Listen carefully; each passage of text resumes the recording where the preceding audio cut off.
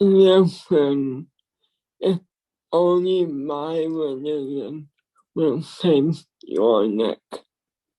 If I had been bound again by your hands divine oath, I would take all your straight to my father.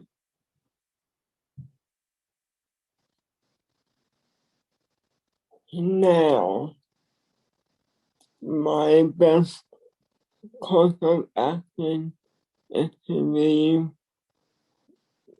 home until my father returns. Oh, I won't say a word to him, but when he comes home, I'll walk by his side. Everywhere, examining the neck on your face and your mistress' face. When your eyes touch him. Tell you, I hate women. I never quell that loathing. Some say I'm invisibly docile, but women are invisibly nude. Either convert them to change decency or allow me to suck on their sex till I'm dead.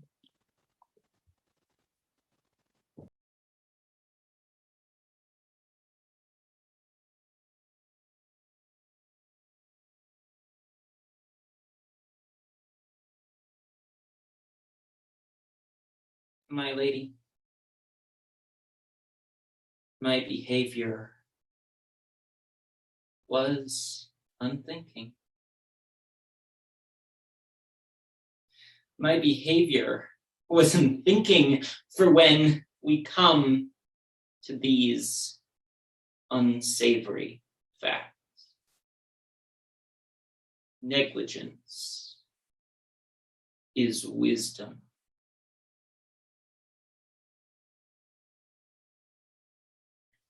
Do you blame? Can you blame me? Blame the suddenness with which your awful dilemma struck home to me. Blame love, if that's what you want. Despise it. Despise her. Despise me.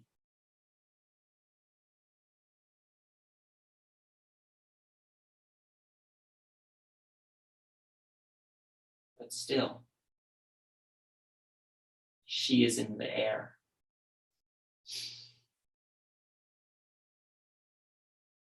In the turbulent seas.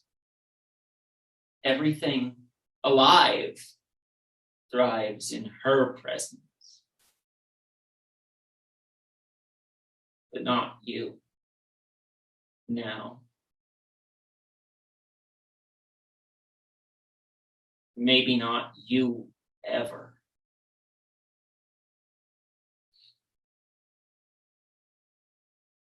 Was it love? Did love kill you? Did she kill you? Did I kill you? Or did you do that?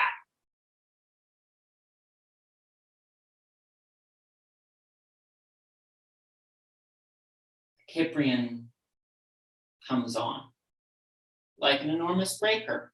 Yes. No one can stand up to her. No one can stand up to her. But if you give in, she is kind and attentive.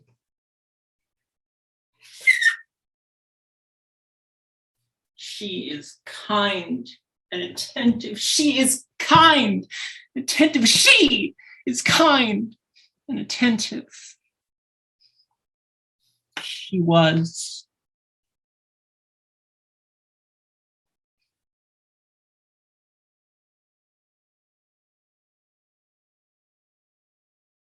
You didn't love her. I don't think you loved anyone.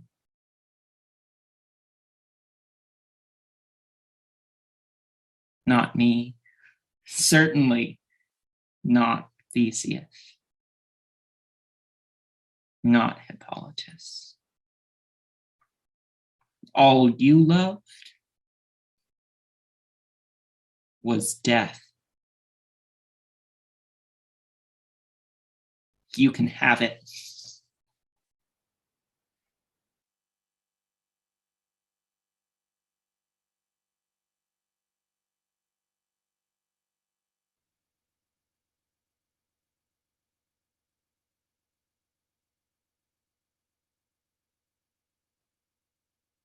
May I tell you, Troezenian friends, whose home is the northernmost spur of the Peloponnesos, how often when insomnia made endless the raw hours before daylight, I've worked out in my mind why people's lives come crashing down. I don't think all failure and suffering can be blamed on our blundering minds. There's more to it. Most people see clearly what's right for them. We understand virtue and are even attracted by it. We can't make it. We freeze because we're lazy or distracted. Some of us openly find a world of pleasures more intense than duty. And life, especially a woman's, seethes with pleasures. Exhilarating hours of gossip and daydreaming, that sweet waste of time. And even shame gives pleasure. But there are two shames. Shame that ensures purity pleasing to the inner soul, and shame that makes us do what the world wants. That kind annihilates dynasties. If we could always tell which of the two shames pleasured us, we wouldn't have one word for both.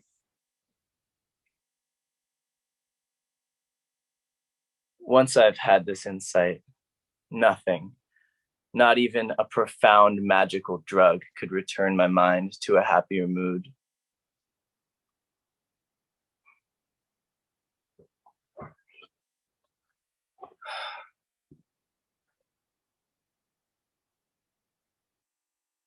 Let me tell you what happened to me. My thoughts grew out of my life. I fell in love. The pain, the denial got fierce. I wondered what I could do to survive. My first attempt was absolute silence, camouflage for my sick spirit. And how could I trust my tongue, which can set others right, but cannot even itself sense the damage it does itself? Next, I hoped to cool down my passion, believing in my modesty, its cold power. I was twice wrong. Neither tactic overcame the sexual tyranny of Cyprus. Death, I wonder if you understand this. Death was the only solution. I knew it would work. I want people to notice my splendid moments. But should my life become shameful and lewd, I could not stand witness. I knew that my passion, indulged or not, would make me repulsive to others, especially since I am a woman. Our very sex is a disgrace.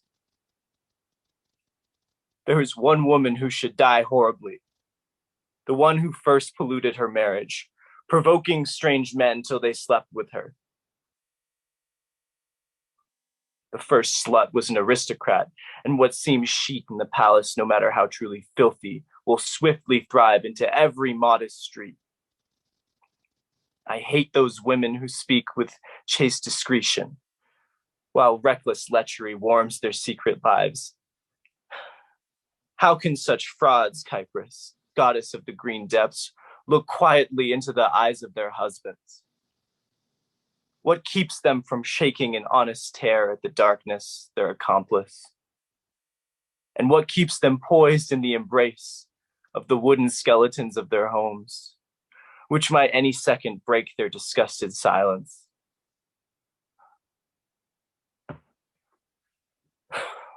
Let me say out the thing that is bringing me down, killing me. I will not let anyone see the squalor into which I'm plunging. My husband and the children I bore, I want them to live openly and speak their minds in the city famous for that, Athens, enhanced in their own fame because I was their mother. To my thinking, a man becomes a slave even if he's naturally born bold, when he's obsessed by a parent's disgrace. Only one thing, I'm persuaded, frees a person: to thrive in life's competition, if he's lucky enough to have it. A decent character, braced by self-respect. Those who are rotten among us, time will expose, just as casually as a young girl looks in the mirror at her perfect youth. That's how, without warning, time's sudden shock shows up the living sinner. May I never see my face in such a mirror.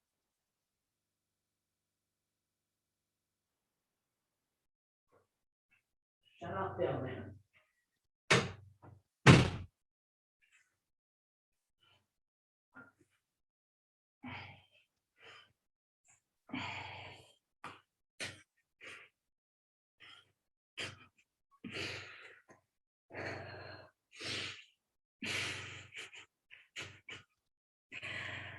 The gloom of living wears me down. An ugly sickness piled on that. Now I must cope. And with what's next?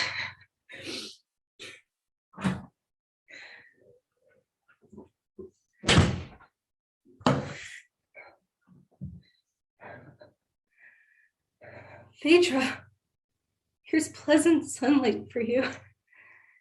A fresh sky to clear your head. Now that I towed from your sick bed, away from the stuffy house, take me outside for your orders all morning. All right, we're here. And now I expect you'll grow desperate again for your room.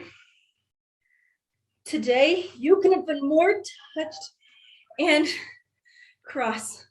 Nothing pleasant ever relaxes you. And when I think you're content with the way things are, I'd rather be sick than be their nurse. It's so simple to lie in pain, but nursing is so hard on the spirits. It's nerve-wracking and an ache to your arms as well. All life is bitter and no end of sweat. If there's something sweeter other than this life, I can't see it. The dark mists hide it. Maybe we've grown to love too much. Whatever it is that dazzles us here only because we haven't felt it on our skins.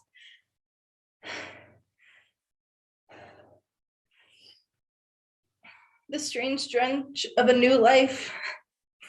We're earthbound. As for the good things in the world,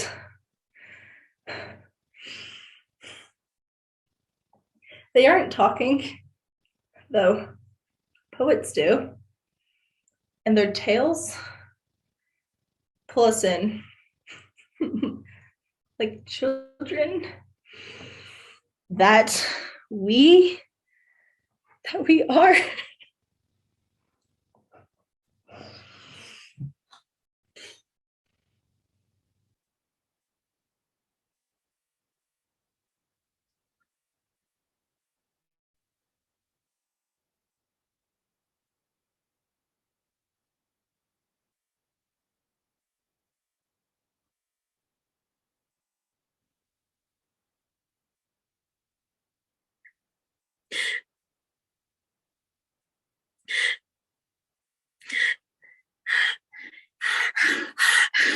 Can't switch this off. I'm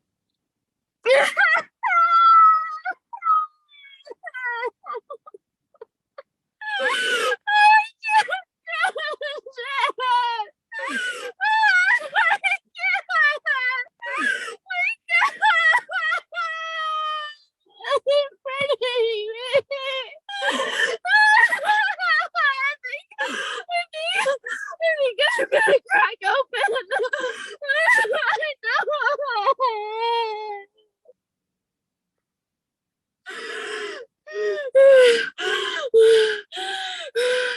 The woman is so defenseless.